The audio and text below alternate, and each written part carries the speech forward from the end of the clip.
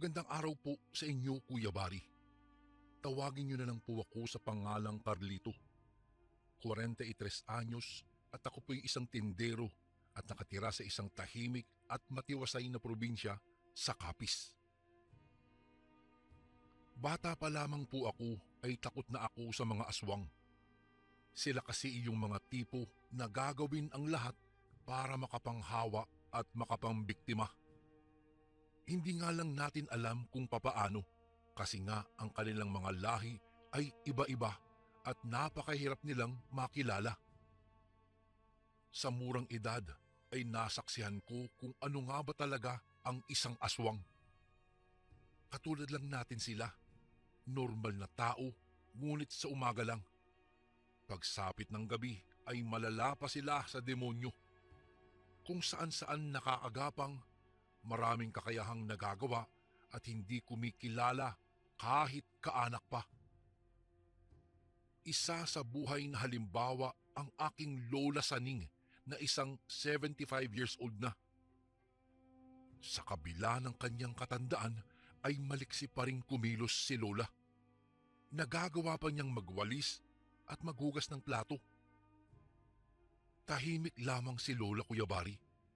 Nakahiligan na niya ang maupo sa kanyang silyang tumba-tumba tuwing hapon habang kinikwentuhan ako. Akala ko po noon lahat ng kanyang isinasalaysay ay pawang kathang isip lamang. Hindi ko akalaing ang mga iyon pala ay base sa tunay na buhay. Hindi ko pa malalaman noon ang buong katotohanan kung hindi ko natuklasan ang tunay niyang pagkatao. 15 anyos pa lamang po ako nang magkasakit si Papa. Mahina ang puso ni Papa kaya hindi siya pwedeng mapagod. Ni ang simpleng pagsisibak ng kahoy ay napapagod na kaagad siya kaya pinagbawalan siyang gawin iyon. Buti na lamang mayaman ang pamilyang pinagmulan ng aking ama, Kuya Bari. May natatanggap siyang mana mula sa lolo at lola sa father side ko po. Ito ang ginamit nila mama para makapagsimula ng bagong buhay. Dati kasi silang empleyado sa isang advertising company sa Maynila, ngunit dahil nga sa sakit ni Papa, ay pareho silang nahintong dalawa. May kaunti silang naipon sa bangko, pero naubos sa pagpapagamot ng aking ama. Buti na lang talaga, mabait at maintindihin ang aking mga abuelo na magulang ng aking ama. Tinulungan nila kaming makabangon. Noong medyo kaya na ni Papa na gumalaw-galaw, nagpaalam sila sa mga matatanda na uuwi na lang muna ng probinsya. Sa tahanan naman ng nanay ni Mama, kina Lola Saning. Dito kami nanatili hanggang sa magdiwang ako ng ika-16 kong kaarawan. Naging maayos naman po ang paninirahan namin ni na Mama sa bahay ni Lola dahil bukod na nasa gilid ito ng kalsada ay marami din kaming nakikitang mga tao na paruot parito. Hindi kami mabuburyong katulad noong una na palagi na lamang kaming nasa loob ng kwarto at nakaabang kung kailan may bibisita sa amin.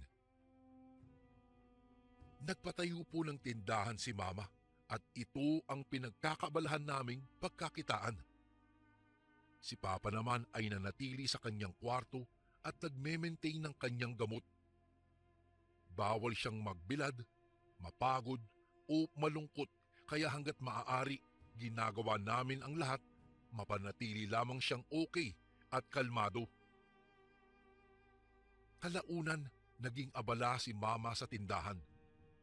Palagi na kaming mayroong suki hanggang sa tuluyan ng napalagungan ni Mama ang aming negosyo. Dahil dito, paminsan-minsan niyang inaatang sa akin ang trabaho sa pagpapakain kay Papa, pagpapainom ng gamot at pagpapatulog. Ginagawa ko naman po ang lahat ng iniutos sa akin ni Mama, Kuya Bari. Kaya lang, palagi akong may napapansin. Sa kadahilan ng pagkalabas ko ng kwarto ay makikita kong pumapasok naman si Lola sa silid ni Papa at itinataon niyang papasok siya nang hindi ako nakatingin sa kanya. Nalaman ko na lamang ang tungkol doon nang minsang aksidente akong nakalimot at naiwanan ko ang aking note sa ibabaw ng mesa ni Papa. Kailangan ko kasing isaulo ang mga nakasulat doon dahil nga nagtakda ng quiz ang aming teacher sa Filipino kaya nagmamadali akong bumalik sa kwarto ni Papa. Hindi ko alam kung ano ba ang magiging reaksyon ko nang mapansin kong hindi na nag-iisa si Papa pagpasok ko sa kwarto. Hindi rin yata nila ako napansin dahil abala sila sa pag-uusap. Base sa aking narinig, napipilitan silang dalawa tungkol sa isang bagay na labis kong ikinatakot. Ang bertud ng pagkaaswang ni Lola. Naririnig kong pinipilit niya si Papa na tanggapin ang kanyang bertud. Tutal naman daw ay matanda na siya. Hindi na raw niya ito kailangan at siguradong maglalaho na parang bula daw ang sakit ni Papa sa puso. Biglang lalakas siya at babalik sa dati ang tikas ng kanyang pangangatawan. Natutup ko ang aking bibig. Sa sinabi pa lamang ni Lola ay para na niyang ipinagtapat kay Papa na hindi siya normal na tao. Na siya ay may tinatagong sikreto na hindi niya magawang isiwalat sa iba. Nakikita ko pa nga ang pag-iling ni Papa, sabay sabing kahit mamatay siya ay hindi siya papayag na maging isang aswang. Mas gugustuhin pa raw niyang pumanaw bilang isang normal na tao kaysa sa bawian siya ng buhay dahil sa pagkahayok sa laman-laman ng mga tao. Makailang beses kong narinig ang usapang iyon sa pagitan nilang dalawa. Si Mama naman ay parang walang nalalaman dahil kung nasa bahay man siya ay palagi siyang nakaharap sa tindahan lamang. Hindi na siya halos nagkaroon ng oras sa amin. Akala ko titigilan na ni Lola si Papa. Ngunit isang araw ay nagulat na lamang ako. Pinasok na naman ni Lola si Papa sa kwarto nito, sabay pilit na naman kay Papa na tanggapin ang bertud na ibinibigay nito. Noong mga oras na iyon, Kuya Bari, ay kakaiba ang tono ng pananalita ni Lola. Mababa at malagom ang kanyang boses. Hindi ko pa nga alam kung bakit para siyang sinasapian habang pilit na inaalok kay Papa ang tungkol sa pamana niya. Ngunit naging matigas si Papa. Hindi niya tinanggap ang nais na ibigay ni Lola, kaya naman gumisi ang aking abuela at walang ingay na kumubabaw kay Papa. Nahintakutang umatras ako at nagtago sa likod ng kurtina noon. Nanginginig ako sa takot. Hindi ko naman magawang sumigaw dahil baka bumawi si Lola at magpanggap. Tapos ako na naman ang sasabunin ni Mama. Basta ang alam ko lang, Kuya Bari, narinig ko ang nasasaktang ungol ni Papa sabay ang paghabol ng kanyang hininga na para bang sinasakal siya. Ayoko na sanang silipin, kaso lang labis talaga akong nag-aalala lalo na sa nasa mismong kwarto ako ni Papa. Bahagya kong hinawi ang kurtina at nanlaki ang aking mga mata nang masaksihan ang karumal-dumal na krimeng walang ibang may kagagawan kung hindi si Lola. Gusto kong magwala nang makitang kinakampay na ni Papa ang kanyang mga kamay. Para bang umaabot ng tulong. Ngunit sa pagkakataong iyon, hindi ko siya magawang lapitan. Literal po na naduwag ako at hindi na nakadalo pa sa kanya. Kitang-kita ko. Nakakatakot ang anyo ni Lola. Nang mga oras na iyon, nakataas na ang kanyang buhok na para bang mga sawadin na gumagalaw-galaw. Ang kanyang bibig ay ngumanga at may mahabang dila na lumabas. Ang dilang iyon ay pumasok sa bibig ni Papa at mukhang sumisipsip sa dugo ng aking ama kaya siya binawian ng buhay.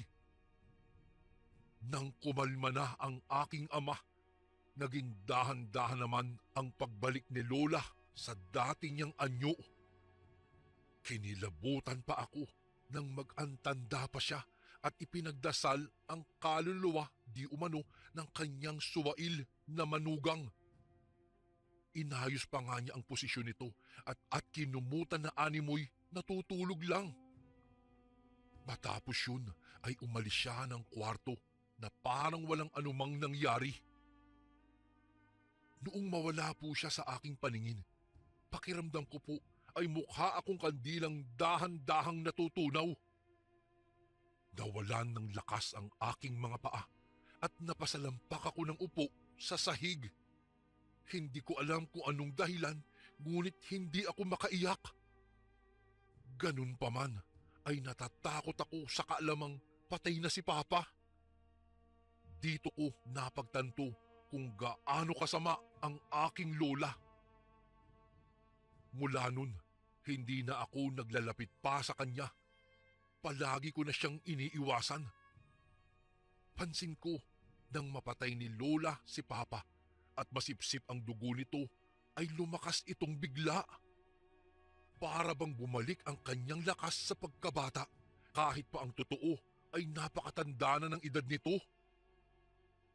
Si Mama naman ay nalungkot ngunit hindi naman nagpalugmok. Nasabi niya sa akin na minsan daw masakit tanggapin ang mga bagay na sadyang nangyayari kahit ayaw daw talaga namin. Gustong gusto kong gumawa at ipaalam sa kanya na si Lola talaga ang salarin sa lahat. Ngunit hindi ko naman magawang magsalita. Natatakot ako, Kuya Bari, na baka sa susunod ako naman ang pagdiskitahan ni Lola. Sa halip na malungkot, inilaan na lamang ni Mama ang kanyang oras at panahon sa pag-aalaga sa akin. Pinili niyang maging abala sa aming tindahan nang sa ganun ay magawa niyang makabawi sa mga pagkukulang niya sa akin noong mga panahong buhay pa si Papa at may sakit pa ito. Noong namatay ang aking ama, Kuya Bari, ay nabaon kami sa issue. Marami ang nagsasabi na baka sinadya ang pagkamatay niya nang sa ganun ay masolo daw ni Mama ang kayamanan nito. Ngunit palagi kong sinasabi sa kanya na huwag pakikinggan ang mga sinasabi ng mga tao dahil hindi naman ito totoo. Nagpapakalat lamang sila ng maling impormasyon para makita nila kung ano ba talaga ang itsura ni Mama kapag ka nagagalit. Alam kong naging abala lang siya sa kanyang ginagawa, pero bumabawi siya. Hindi niya ako pinabayaan. Mabait naman si Mama at mahaba ang pasensya. Palagi niya akong iniintindi kahit may mga bagay na hirap kaming abutin. Kagaya ng kapayapaan. Itinuring niya akong diamante at minahal higit pa sa buhay niya. Hindi ako nabigo sa aming mga hangarin ng aking mama. Marami kaming pinangarap na kasing bilis pa sa kidlat naming nakamit. Nakapagpatayo kami ng bahay, nakabili ng kotse at nagawa pa naming makapagpundar ng negosyo. Minsan, kinausap ako ni Mama. Anya, maayos na din naman daw ang kalagayan ng aming pamumuhay. Bakit daw hindi kami bumukod kay Lola nang sa ganun ay maglaho na ang katiting na takot ko para sa matandang iyon? Natawa lang ako at sinabi ko sa kanya na masaya naman akong kapiling si Lola. Lamang may mga bagay talaga na hindi ko maintindihan tungkol sa kanya. Sabi naman ni Mama, nahahalata din daw niya iyon, lalo na kapag ka nagigising siya sa gabi at naaabutang nakatuwad daw si Lola sa salas. Sobra daw siyang kinikilabutan. Dahil sa kanyang sinabi, Kuya Bari, nagkaroon po ako ng pagkakataon na maikuwento kay Mama ang nangyari noon kay Papa. Isiniwalat ko ang lahat mula sa simula hanggang sa paglilibing namin kay Papa. Namutla at nanlaki ang mga mata ni Mama at biglang napaiyak ito. Nagyakapan kaming dalawa habang humihingi siya ng tawad sa akin. Hindi niya akalaing mangyayari itong lahat sa kanila. Wala siyang kaalam-alam sa mga bagay na kayang gawin ng lola. Kaya naman nakapagdesisyon siyang lumipat na nga kami ng tahanan. Kahit papaano, napanatag ang bawat gabi ko. Hindi katulad noong una na halos ayaw ko nang pumikit sa takot na baka nakaabang lang siya sa akin at pinagbabalakan na ako ng masama. Medyo malayo sa bahay ni Lola ang aming nilipatan, Kuya Bari. Binili talaga ito ni Mama at pinatayuan ng tindahan. Ang mga suki naman namin ay nakakatuwang nakasunod pa rin sa amin kaya kahit papaano po, hindi kami nawawalan ng aming kita.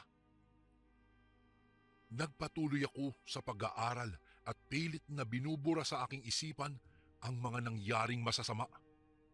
Alam kong hindi ka agad maghihilom ang sugat na nilikha ni Lola sa aking dibdib dahil sa ginawa niya kay Papa ay umaasa akong makakalimutan ko din ang lahat balang araw.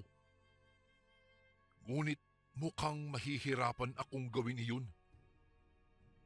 Isang gabi, nag-aaral ako sa loob ng aking kwarto. Si Mama naman ay naguhugas ng plato sa kusina. Pareho kaming abala sa kani-kanyang gawain nang magulat sa narinig naming mga katok sa pintuan. Bumaba ako mula sa aking silid at tinungo si Mama. Wala na siya sa kusina kung hindi nasa salas habang nakasilip sa bintana. May kausap siya at tinataboy niya ito kaya naman pilit kong inaalam kung sino ito. Si Lola. Nagmamakaawa si Lola na baka raw pwede namin siyang patuloyin muna sa bahay namin dahil gabi na. Sininghalan siya ni Mama sabay sabing hindi pwede. Napakarami namang araw na pwede siyang dumalaw ngunit bakit sa gabi pa?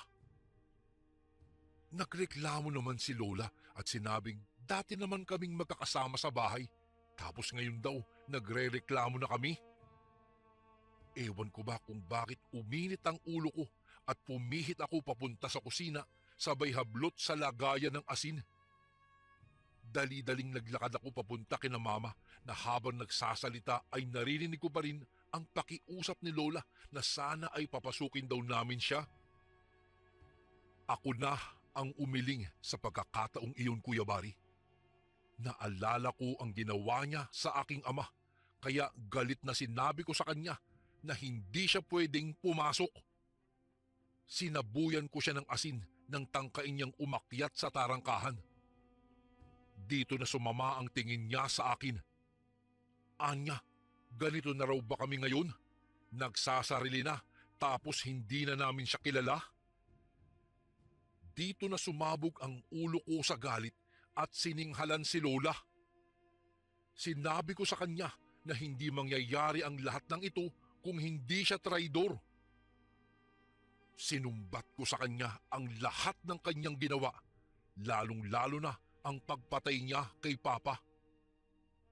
Umiling naman si Lola at tumanggi sa aking sinabi, ngunit hindi niya magagawang itago ang tunay niyang katauhan. Sa gitna ng pag-uusap namin ay nangati siya ng husto. Kinamot niya ng kinamot ang kanyang leeg hanggang sa magkaroon siya ng mga pantal sa kanyang buong katawan. Ganoon na lamang ang pinaghalo kong gulat at takot nang makita ang dahan-dahang pagbabago ng kanyang anyo hanggang sa siya ay magkaroon ng matutulis na pangil. Hindi ko alam kung papaano ba ang magiging tamang reaksyon ko. Gusto niyang lumundag ng pagkataas-taas. Ninais niya akyatin ang aming bubungan, ngunit kahit anong taas ng kanyang lundag ay hindi niya magawang makasampa. Umakyat ang lahat ng dugo ko sa ulo, lalo na't narinig kong sinabi ni Lola na takam na raw siya. Matagal na daw niyang gustong tumikim ulit ng tao. Sinigawan namin siya ni Mama at tuluyan na siyang itinaboy.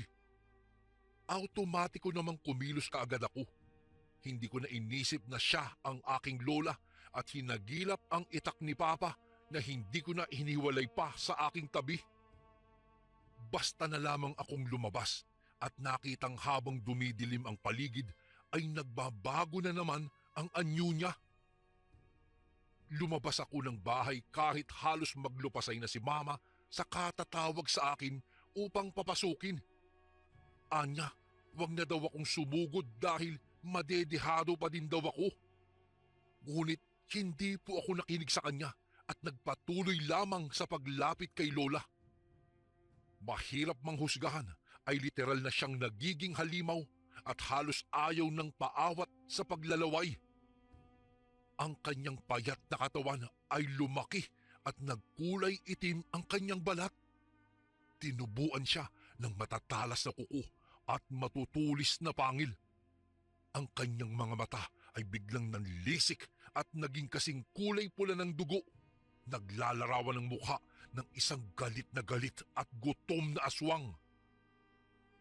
Natutup ko ang aking bibig nang mapagtantong nangangamoy lansa ang buong paligid.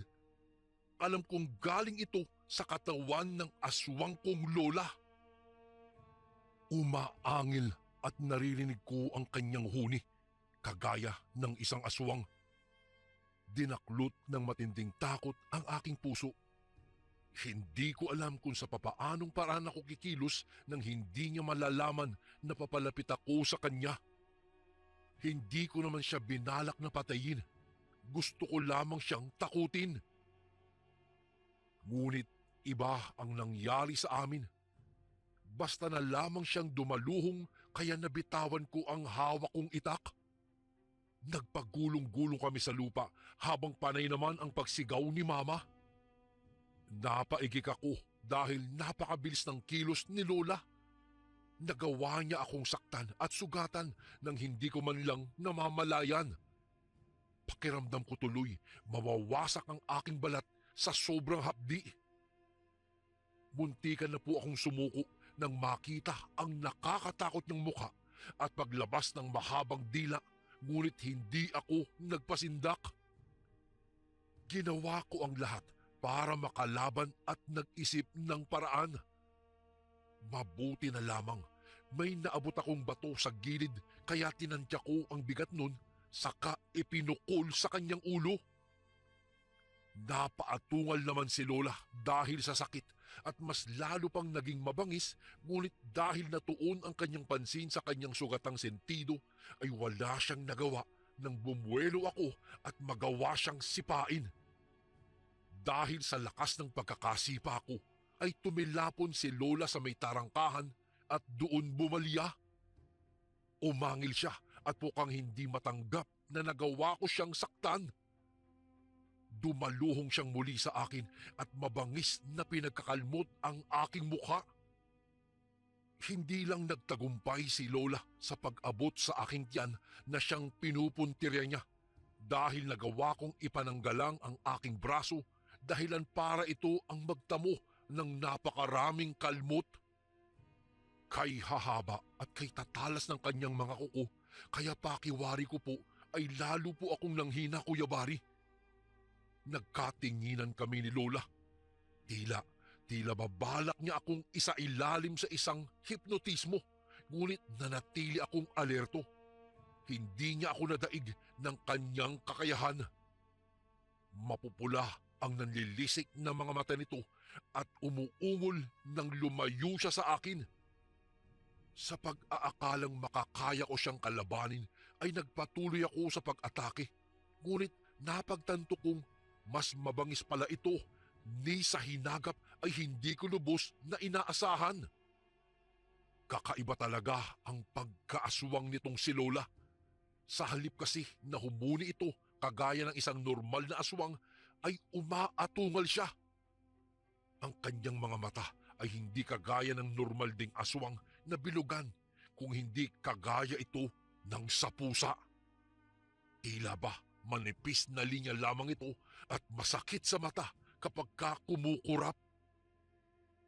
Nagawa kong makaiwas sa tangkang pagbaon ng butuhan nitong daliri sa aking dibdib, kaya ang nangyari, ibinalya ako ni Lola at malakas na tinadyakan sa tiyan, dahilan para tumilapo naman ako at mamilipit sa sakit.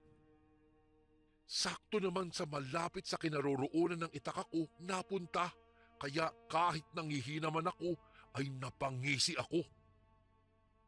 Naririnig ko ang mahinang pagmamakaawa ni Mama, ngunit nakapagdesisyon akong tatapusin na namin ito ni Lola. Gusto kong ipaghiganti ang aking ama na walang ibang ginawa kung hindi ang mahalin lang kami, ngunit nagawa pa niyang patayin.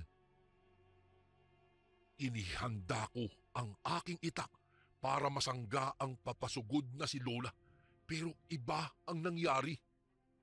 Nang daluhungin ko na ito, ay nagulat na lang ako nang sa likod ako hinablot ni Lola at ibinalibag. Nagkapasa-pasa ako at nagkandasugat ako, lalo na't kinalmot ako ng nilalang na ito at galit na inangilan. Dahil doon ay tuluyan ng nakialam si Mama. Galit na humarang siya sa pagitan ko at ni Lola. Anya, nirespeto at minahal niya si Lola dahil sa sila na lamang ang magkakampi sa mundo. Ngunit hindi niya akalaing magagawa pa rin ni Lola ang trumaydor sa sarili nitong dugo. Hindi ko alam kung may kapangyarihan ba ang salita ni Mama, ngunit bigla kasing kumalma si Lola.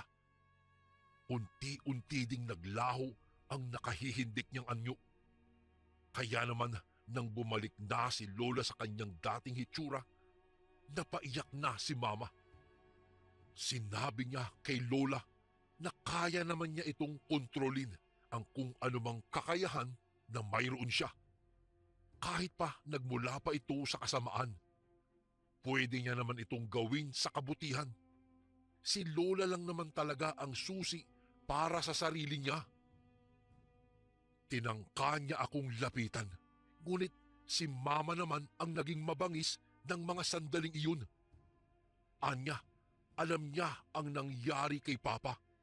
Si Lola ang pumatay dito at hindi na niya tatanggapin pa kung pati ako ay sasaktan ni Lola. Nag-iyakan kaming tatlo. Halos naglupasay si Lola sa paghingi ng tawad sa amin. Sadyang mahirap daw kontrolin ang kanyang buong pagkatao, lalo na kapag may katagalan na ang katauhan niyang iyon. Dagdag pa niya ay gusto na daw niyang isuko ang kanyang kapangyarihan, ngunit kung palagi na lamang ganito, baka mas makapanakit pa siya ng maraming tao. Sinabi naman ni Mama na mayroon pang paraan para makontrol ni Lola ang kanyang katauhan. Kailangan lamang niyang magdasal. Maraming dasal na pwedeng protektahan ang sarili. At kalimutan na niya ang kaalamang isa siyang aswang. Kailangan niyang maniwala na gagaling siya, lalong-lalo na kapag nanumpa siyang magsisilbi sa simbahan. Saglit na natulala si Lola. Marahil ay tinablan siya at nag-isip siya ng mabuti. Kahit papaano, Kuya Bari, ay kumalma na rin ako at naglaho ang naglalagablab na galit ko sa aking abuela. Marahil hindi nga niya kontrolado ang kanyang pagkatao. Ang mga aswang ay hindi kailanman ginusto ang naging kahinatnan ng kanilang mga buhay. Hindi nila ginusto na maging halimaw para lamang katakutan ng iba. Kailangan lang ng pananalig sa puong may kapal nang sa gayon ay magawa niyang makontrol ang mga nakahihindik na bagay na parte ng kanyang pagkatao. Matapos ang pangyayaring iyon, Kuya Bari, ay inihatid namin si Lola sa isang kumbento at ibinahagi sa kura paroko ang naging pinagdaanan niya. Nagulat kami at natuwa. Hindi naging mahirap para kay Father ang tanggapin si Lola. Anya, wala siyang karapatang humusga. Lahat ng tao ay may kani-kanyang imperpeksyon. Lahat ng tao ay may hindi mabuting nakaraan. Kailangan lamang ipagkatiwala sa Panginoong Diyos ang lahat ng iyon at umasa na magbabago din ang lahat. Kaming dalawa ng aking ina ay manghang-mangha dahil para sa amin, Kuya Bari, isa po itong milagro. Sapagkat naging masugid na tagasilbi si Lola ng simbahan sa aming baryo. Kahit papaano, nakakalimutan na niya kung ano nga ba talaga ang kanyang mga naging gawain noong hindi pa siya nakakapagdasal sa simbahan. Mas protektado na siya at hindi na gaano inaatake ng kanyang pagkaaswang. Kuya Bari, namayapa si Lola sa edad na 80. Masaya po akong ipaalam sa lahat na pumanaw siya na walang pinagpapasahan ng kanyang bertud. Masakit man ang naging pagkawala niya, ay naging panatag na din kami kahit papaano. Alam naming ibinaon niya kasama sa hukay ang dahilan para maging halimaw ang isang tao. Umaasa po ako na sana sa ibang may mga pinagdadaanan na katulad ng ganito, huwag nating husgahan ang ating mahal sa buhay. Hindi natin sila dapat katakutan. Ang kailangan lamang ay mahabang pasensya, pag-iintindi at pagmamahal. Tulungan natin sila. Kuya Bari, dito ko na po tatapusin ang aking kwento tungkol sa aking lola na alam kong isa siyang aswang. Salamat pong muli and God bless po sa lahat ng kasundong nakikinig ngayon. Lubos na gumagalang, Carlito.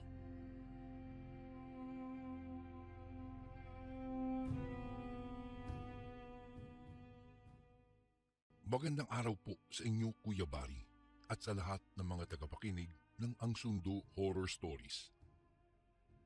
Mahilig po ba kayong kumain o mag-ulam ng tuyo?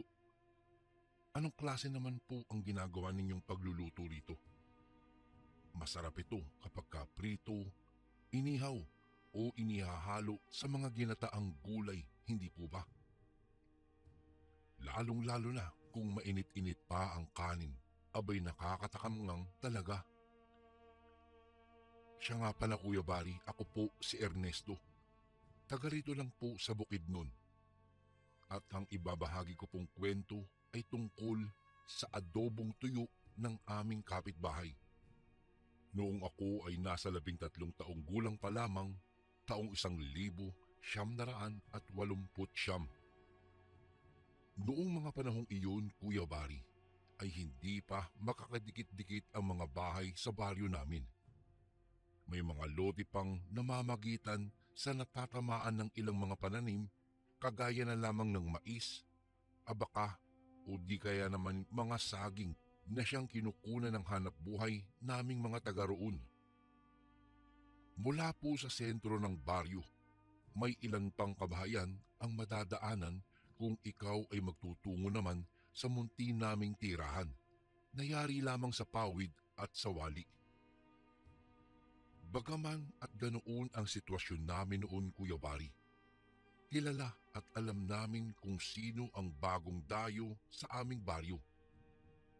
Tandang-tanda ko pa noon, nautusan ako ng aking nanay na magtungo sa sentro ng baryo upang bumili ng posporo. Natatalaw ko noon ang sentro, kaya nagmamadali akong naglakad nang biglang may isang matandang babae ang nakita kong humandusay sa daan. May daladala itong basket at dahil sa nangyari sa kanya, tumilapon ang mga tuyong laman noon. Bigla na lamang kasi siyang lumabas mula sa isang daan na nagkukrus sa daan na binabaybay ko. Hindi ko po siya napansin noong una kasi nga nakatuon ang paningin ko sa sentro ng baryo. Isa pa, makitid ang daang nilalakaran ko na may mga nakatanim pang ang abaka sa gilid-gilid nun. Siyempre pa, kaagad ko siyang nilapitan. Tinanong ko kung ayos lang ba siya. Tumango naman ang matandang babae at inalalayan ko siyang makatayo. Ako na po ang pumulot sa mga nagkalat na mga tuyo at inilagay muli sa kanyang basket. Nagpasalamat naman ang matanda at sabi niya ay hindi niya napansin ang nakausling ugat kaya nadapa siya. Ayon pa sa kanya ay naglalako raw siya ng mga tuyo. Bagamat hindi ko alam ang pangalan ng matanda, nakilala ko siya sa kanyang itsura. Lagi kasi siyang naglalako ng kung ano-anong pagkain doon po sa baryo namin. Sabay na nga kaming nagtungo sa sentro. Bago kami naghiwalay ng landas, binigyan pa nga niya ako ng 3 pirasong tuyo na nakalagay sa dahon ng abaka. Libre lang daw iyon dahil tinulungan ko siya. Siyempre pa, tinanggap ko ang binigay niya, sabay ng pasasalamat. Nang sumunod na mga araw, may bagong lipat na mag-asawa sa isang bahay na kalapit lang din ng bahay namin. Matagal nang walang nakatira sa bahay na iyon, Kuya Bari, na may kalakihan ang sukat kung ikukumpara po sa aming bahay. Lumipat kasi sa ibang baryo ang dating nagmamay-ari nun. Dahil nga sa may tao na sa bahay na iyon, ay tinungo kong talaga para makipag-usap sa mga bagong may-ari at makipagkaibigan na rin kung may anak nga ba ang mga ito. Ngunit napag-alaman kong bago pa lang pala silang nagsama kaya hindi pa sila nagkakaroon ng anak. Maayos naman ang itsura ng lalaki. Itago na lang natin siya sa pangalang Mesyo. Palakaibigan po ito. Siya palagi ang nagbubukas ng usapan sa tuwing napapadaan ako sa kanila. Ang asawa nito ay tila suplada na itago na lang natin sa pangalang Sima. Kapag ka nandoon kasi ako sa kanila, hindi ko man lang siya nakikitaan ng kahit ngiti. Lagi siyang nakasimangot. Tila ba may mabigat na problemang pasan-pasan. Lagi rin siyang nakayuko na para bang ayaw tumingin sa iba. Kuya Bari, ang laging ulam namin noon ay mga gulay. Minsan may manok na kinatay namin mula sa mga alaga namin.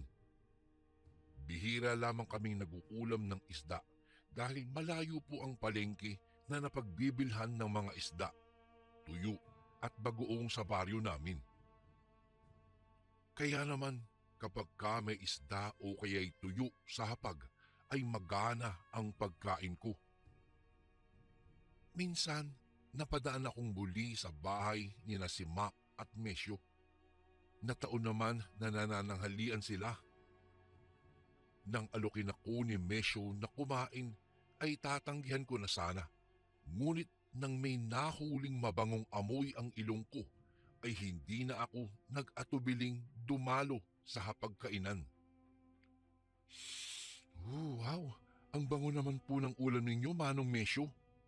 Ang sabi ko pa habang inaamoy ang ulam. Oo ito. Adobong tuyo. Paborito kasi ni Manang Sima mo. Tugon niya habang kumikindat. Medyo natawa kasi ako. Parang nanunukso ang paraan ng pagkindat niya sa akin. Alam mo, mula nang lumipat kami rito sa baryo ninyo, naku, naging paborito na ng Manang Sima mo ang adobong tuyo, Ernesto. Ewan ko ba, dati naman nangangati yan kapag nakakain ng tuyo. Pero mahilig na talaga yan sa adobo, kaya pati tuyo ay inadobo na rin niya. Mabuti na lang at nagagawi rito yung matandang naglalako. Hindi na ako nahihirapang bumili pa ng tuyo sa bayan. Anya, kapag kuwan, nahalata niya sigurong nalito ako sa pakindat-kindat niya. Sa tinuran niyang iyon, inirapan lang siya ng asawa na maganang kumakain. Habang nasa kalagitnaan ako ng pagkain, ay parang lumabo yung paningin ko, Kuya Bari. Makailang beses din akong kumurap-kurap, ngunit hindi pa rin talaga bumabalik sa dating linaw ang paningin ko. Kaya naman, kinusot ko na iyon. Sa pagbalik ng paningin ko sa mga pagkaing nakahain, napatayo na lamang akong bigla nang masulyapan ang bulating gumagalaw-galaw na nasa platito. Yung iba ay balot pa sa putik. Oh, ano nangyari? Ayos ka lang ba, Ernesto? Narinig kong tanong ni Manong Mesyo. Hindi kaagad ako nakasagot ng mga sandaling iyon, Kuya Bari, dahil sobrang nagulat po talaga ako sa aking mga nakita. At sa puntong iyon ay malinaw pa rin sa paningin ko ang mga bulating nasa platito. Ah, may mga bulate? Utal kong tugon habang nakaturo sa platito. Nasipat ko pang ang pag-angat ng tingin ni Sima sa platito patungo sa hintuturo ko hanggang sa mukha ko. Nakakunot ang noon niya at nagtatanong ang mga tinging ipinukol niya sa akin. At noong magtama ang aming mga mata, ramdam ko kaagad ang kanyang galit. Gawa ng nanlilisik ang mga mata niya. Kaagad din naman akong umiwas ng tingin noon at sumulyap sa mga gumagalaw-galaw na bulati, ngunit hindi ko na iyon nakita pa dahil ang tumambad na sa aking mga mata ay ang adobong tuyo. Hindi ko alam ang sasabihin sa kanila ng mga sandaling iyon dahil sa kababalaghang nasulyapan ko. Nagdahilan na lamang akong sumasakit ang tiyan ko, kaya kailangan ko nang umuwi at humingi rin ako ng paumanhin. Hanggang sa isang araw, galing ako sa pagbunot ng mga damo doon sa taniman namin ng mais. Tanghaling tapat na iyon. Nadatnan ko sa bahay ang mga magulang at mga kapatid ko na nanananghalian. Nagpahuli kasi ako ng uwi sa kanila para hindi na mautusan pa ng nanay. May pagkapilyong bata kasi ako noon, Kuya Bari. Magana silang kumakain. Nang nasa tapat na ako ng hapag ay nasipat ko ang isang pinggan na mayroong mga gumagalaw-galaw na mga bulati. May lupa pa ang ilan sa mga iyon at ako'y gulat na gulat at mabilis kong kinuha ang pinggan na kinalalagyan ng mga iyon at itinapon sa labas.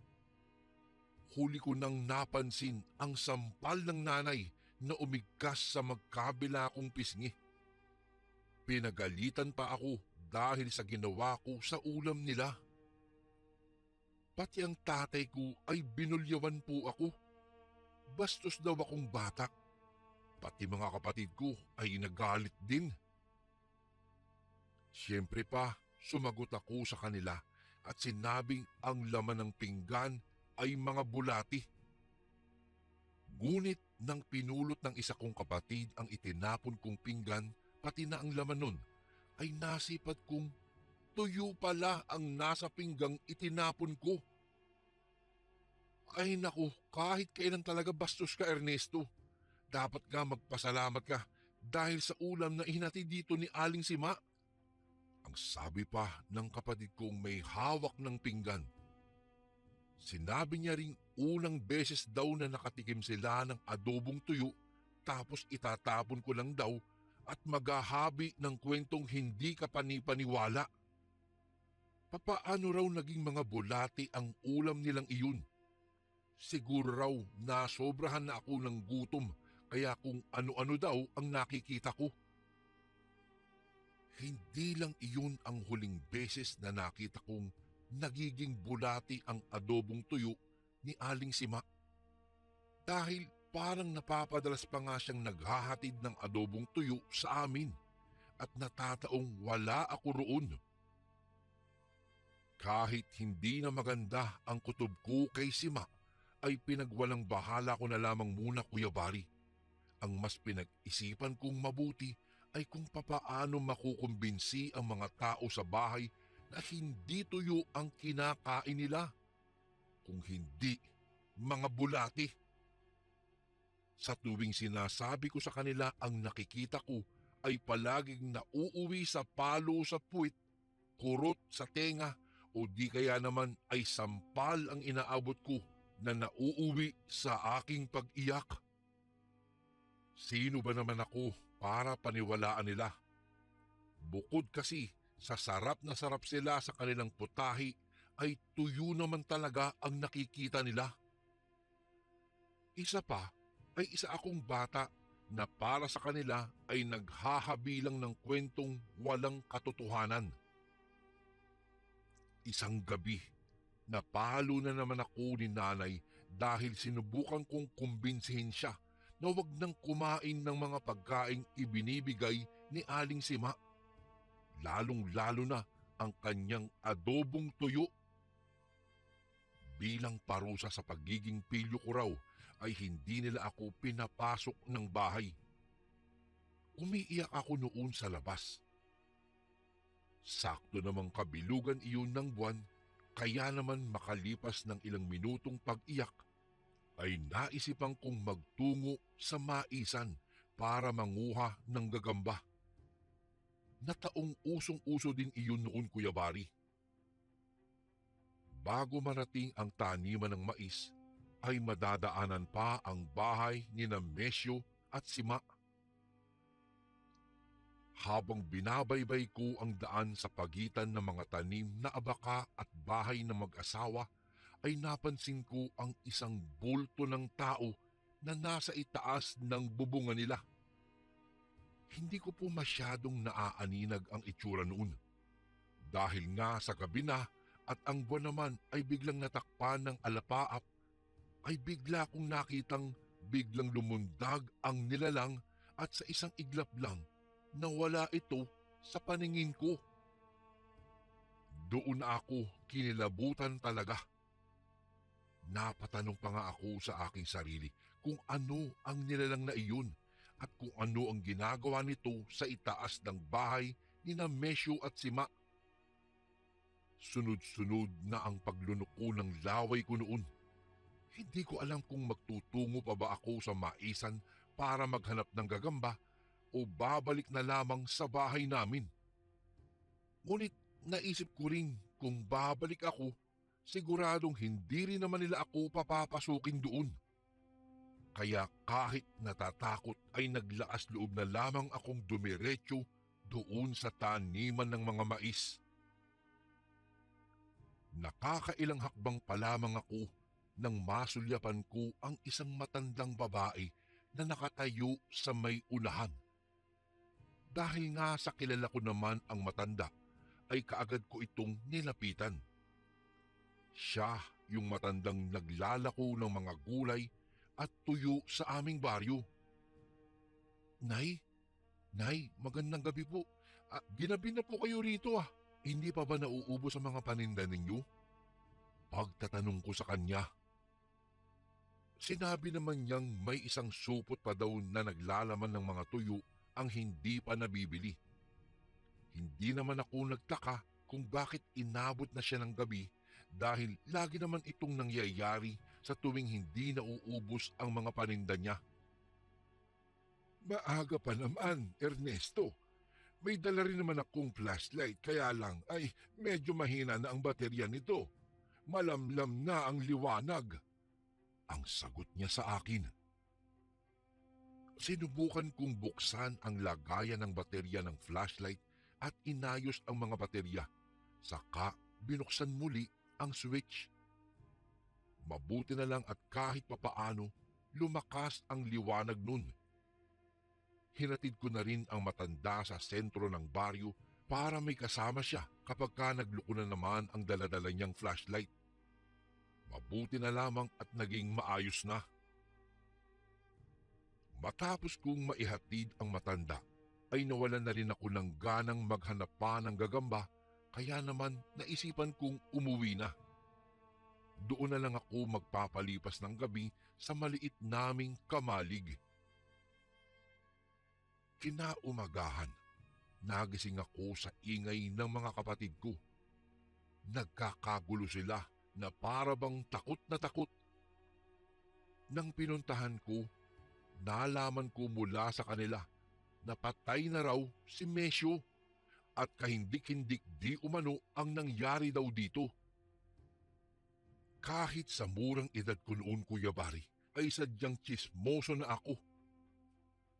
Kaagad kong tinungo ang bahay ni Nemesio at nagulat na lamang po ako nang tumambad sa akin ang bangkay nito. Wakwak ang dibdib ni Mesyo at ang mga lamang loob niya ay gutay-gutay na nagkalat sa lupa katabi ng kanyang bangkay. Nasa bakuran lamang nila ito. Maraming tao naman ang nagkumpulan doon kasama na ang nanay at tatay ko. Si Aling Sima naman ay hindi makausap ng matino. Iyak lang ito ng iyak dahil sa sinapit ng kanyang asawa. Naging palaisipan kung sino ang may kagagawan sa pagpaslang kay Mesyo. Wala naman itong napabalitang nakaaway. Inilibing si Mesyo sa sementeryo ng aming baryo at lagi ko nang nakikitang nakatulala lang si Aling Sima. Dinadalaw-dalaw din siya ng mga kapitbahay para may kasama siya at may nakakausap. Wala naman daw itong ibang kamag-anak na aalalay at kung meron man ay hindi nila alam kung saan matatagpuan. Ilang linggo lang ang lumipas nang bumisita si Sima sa bahay namin. May dala-dala itong bangkok.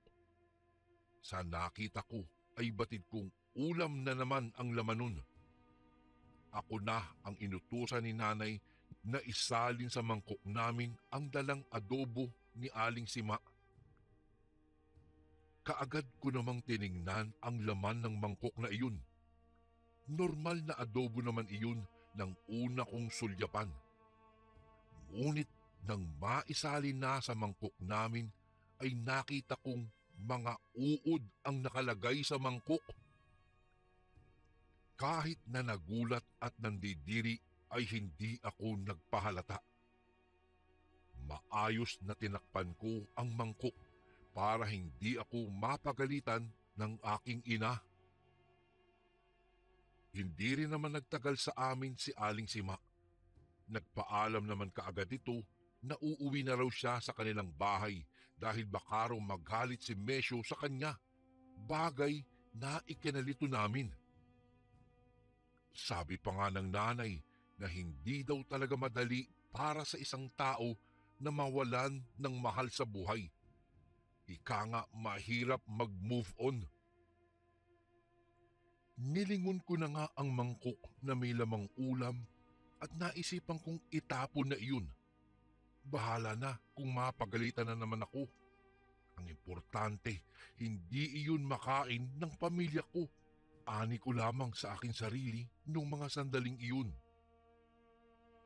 Sakto namang dumating ang matandang maglalako kaya mabilis na kinuha ko ang mangkok at noong papanaog na sana ako sa may hagdanan ng kusina nang makita ako ng matanda. Itapon mo ang laman ng mangkok na iyan, Ernesto! Sa itinuran ng matanda ay lumingon sa kinaroroonan ko si nanay. Galit ang tinging ipinukol niya sa akin. Narinig ko na lamang na sinabi ng matanda na hindi ulam ang laman ng mangkok na iyon kung hindi mga uod. Nagtaka naman si nanay sa sinabi ng matanda at kaagad kong sinabi na tama nga na uod ang laman nun. Nang ibababa ko na ang mangkok ay tumambad sa paningin ko ang mga uod na gumagalaw-galaw pa. Habang sa paningin naman ni nanay ay adobo iyon. Adobong masarap. Nakita ko na lamang na hinawakan ng matanda ang noo ni nanay habang may sinasambit na mga salitang hindi ko maintindihan. Saka pa lamang parang natauhan si nanay. At bigla na lamang napatakip sa kanyang bibig si nanay nang naging mga uod nga sa kanyang paningin ang inaakala niyang adobo. Doon na ipinagtapat ng matanda sa amin ang nalalaman niya tungkol kay Sima. Aswang! Isang aswang si Sima! Sa nalaman ay nagulat kami ni nanay. Napatanong tuloy kami kung papaano niya nalamang aswang nga itong si Sima. Anya, matagal na raw niyang minamanmanan si Sima. Hindi raw siya titigil hanggat hindi daw niya ito napupuksa. Hindi namin lubos na uunawaan ang sinabi ng matanda, pero ayon sa kanya ay malalaman din namin ang lahat kapag natapos na siya sa kanyang misyon. Bago siya umalis, Kuya Bari, binalaan niya kami na wag nang kakainin ang mga pagkaing inihahatid ni Sima sa amin. Kaya po simula ng araw na iyon, nangingilag na kami kay Sima. Pero si tatay ay hindi po naniniwala. Kaawa-awa nga raw si Sima dahil namatayan na ng asawa. Tapos kung ano-ano pa raw ang ipinaparatang sa kanya. Hanggang sa napapansin ko na laging dumadaan si tatay sa bahay ni Aling Sima. Parang may kakaibang kinikilos noon ang tatay ko. Hanggang sa isang gabi, matapos ang hapunan namin, ay nagpaalam si tatay. Pupunta daw siya saglit sa sentro dahil may kailangan daw itong pag-usapan at ang kanyang kumpare. Sa mga sandaling iyon, Kuya Bari, ay parang may nag-uutos sa akin na sumunod sa kanya. At nakita ko si tatay. Pumasok ito sa bakuran ni Aling Sima. Ako naman po ay nagkubli sa puno ng abaka. Nang makapasok na nga si tatay sa loob ng bahay, ay kaagad akong lumapit sa bahay ni Aling Sima. Naghanap ako ng butas o siwang na maaaring pagsilipan upang makita ko ang kanilang ginagawa. At hindi ako makapaniwala sa sumunod na mga nangyari. Si Aling Sima ay nakahubad habang nagpapahid ng langis sa kanyang katawan. Si tatay naman ay blanko.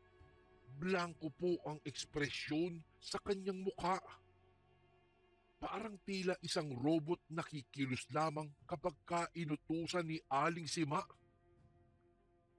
Matapos namang ipahid ni Aling Sima ang langis sa buo niyang katawan, ay biglang nag-unat-unat ito.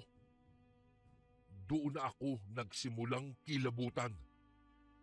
Kitang-kita ko na parang nangungulubot ang kanyang mga balat. Naging parang balat ng isang matanda.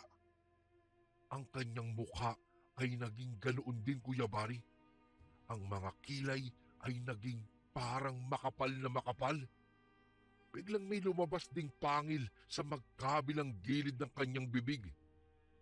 Hanggang sa nagmukha na siyang isang nakakatakot na halimaw. Sa aking nasaksihan, Kuya Bari, hindi ko napigilang sumigaw. Kung kaya't napukaw ang atensyon ni Aling Sima na sa puntong iyon ay nagpapalit na ng kanyang anyo. Biglang natuon ang pansin niya sa akin.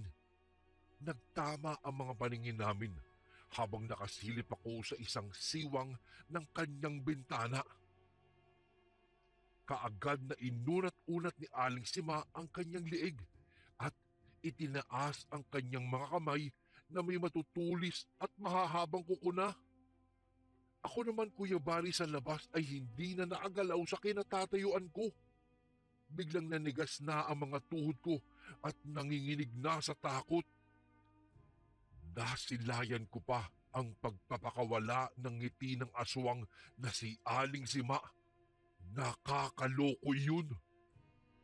At sa isang pagkisap mata ko lamang ay nawala na siya sa loob ng kanyang tirahan. Habang si tatay naman ay nananatiling nakatayo lamang doon. Sa labis na takot ko po ay napaatras ako. Para lang bumangga ang likod ko sa isang nilalang. Nanginig na ng gusto ang buo kong katawan ng mga sandaling iyon. Nababatid ko kasing ang nasa likuran ko ay isang aswang. Wala na akong ibang naririnig noon kung hindi malakas na pagtibok ng aking puso. Ernesto, huwag kang gumalaw! Narinig kong bulong ng isang pamilyar na tinig. Isang pagtapik kuyabari niya sa balikat ko ang nagbalik sa aking wisyo. Hanggang sa nasipat ko na lamang na lumundag ang aswang mula sa bubungan ng kanyang bahay patungo sa kinaroroonan namin ng matandang babae. Hindi na naman nag-aksaya ng panahon ang matanda at kaagad na nilatigo niya sa kanyang daladalang mahabang bagay dahilan para dumaing ito. Subalit kahit na nasasaktan pa ang aswang sa ginawa ng matanda, ay matapang pa rin nitong sumalakay sa amin. Kahit na may edad na ang matandang babae, ay kakikitaan pa rin siya ng iba yung lakas at bilis. Napansin ko na lamang na may itinarak siyang sibat na buho ng kawayan sa katawan ng aswang at doon ay unti-unting nanghina ang nilalang. Dahan-dahan itong natumba sa lupa. Pagkaraan lamang ng ilang sandali ay nawala na ito ng buhay. Kasabay sa pagkamatay ng aswang ay ang panunumbalik sa wisyo ni tatay. Nakita kong parang tila gulat na gulat ito sa mga nasilayan. Nang masipat niya ako, ay nilapitan niya ako at niyakap. Anak, anong nangyari? Napangiti na lang ako sa tatay ko habang yakap-yakap siya. Sa wakas, natapos na rin ang misyon ko. Kay tagal kong hinintay ang pagkakataong ito. Narinig ko na lamang na nagsalita ang matanda.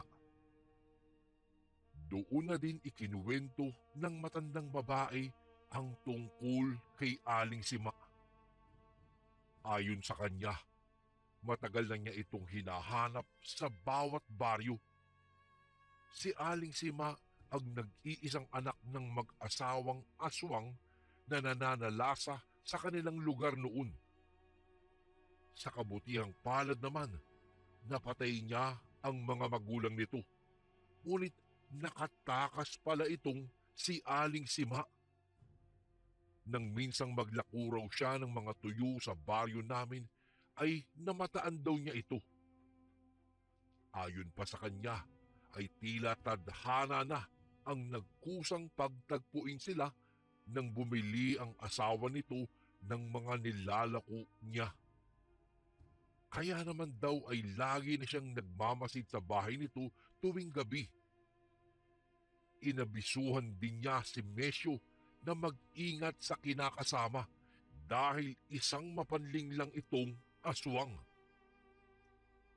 At nasaksihan niya isang gabi ang biglaang pagpapalit ng anyo ni Aling Sima nang magtalo ito at si Mesyo tungkol sa mga nakahain. Galit na galit daw noon si Mesyo dahil sa mga uod at bulati na nasa hapag. Siguro ay hindi na umepekto ang hipnotismo nitong si Sima sa kanyang asawa dahil nagdududa na ito sa kanyang pagkatao. Dagdag pa ng matanda. Hanggang sa winakwak na nga ni Sima ang dibdib ng asawa. Kinain ang puso nito at ang iba pang mga lamang loob. Nang nangyari daw iyon ay hindi pa napaghandaan ng matanda ang pagkitil sa buhay ni Aling Sima. Medyo sinisisi pa nga niya ang sarili dahil hindi niya naagapan ang pagkamatay ni Mesyo. Kuya Bari, dito ko na po tatapusin ang aking kwento na minsang nakaranas kami at nakasaksi ng isang tunay na aswang dahil lamang sa inihaing adobong tuyo ng aming aswang na kapitbahay. Maraming salamat po sa paglaan ng oras upang maisalaysay ito sa inyong channel. More power po and God bless po sa lahat ng kasundong nakikinig ngayon. Lubos na gumagalang, Ernesto. And again, maraming salamat po mga kasundo. Don't forget to subscribe and i-click nyo lang po yung bell na button para updated po kayo sa mga upcoming videos namin na paparating. Maraming salamat po ulit. God bless and ingat po lagi dyan. Ito po si Kuya Bari at ako ang sundo.